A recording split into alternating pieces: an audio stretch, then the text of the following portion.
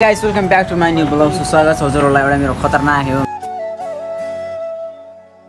यो भ्लगमा स्वागत छ। आज हाम्रो ओइमा हामीले मोबाइल खसेन यार। आज हामीले हाम्रो डक्टरमा सेलरोटी बन्दै छ। नेक्स्ट टाइम देखि हाम्रो घरमा मम्मीले हैन हामीले हान्छौँ गाइस। टेस्ट विथ स्माइलको सेलरोटीको टेस्ट यो ताको शरीरको दिन देखाइदिहाल्छ। हाम्रोमा one of the most tasty and healthy tasty and healthy सेलरोटी खानको लागि आउनुहोस् smile fast food and cafe.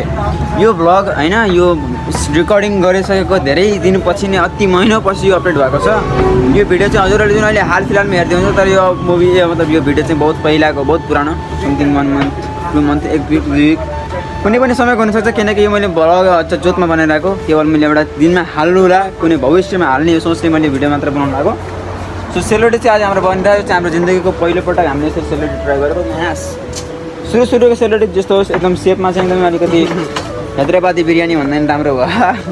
Biryani टेस्टको तारिक केही पनि छैन, तर केही छैन। यो सेपले यो चाहिँ एकदमै सेप यो भने चाहिँ पुरा होल वर्ल्डमा कहीँ नपाइने यो चाहिँ सेप बनेको छ।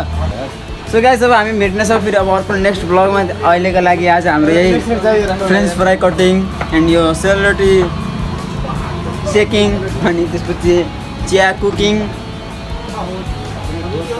अनि त्यसपछि पाउरोटी फुलिङ यतिमा गएर आजको हाम्रो भ्लग यहाँनिर हुन्छ। Thanks for watching, by.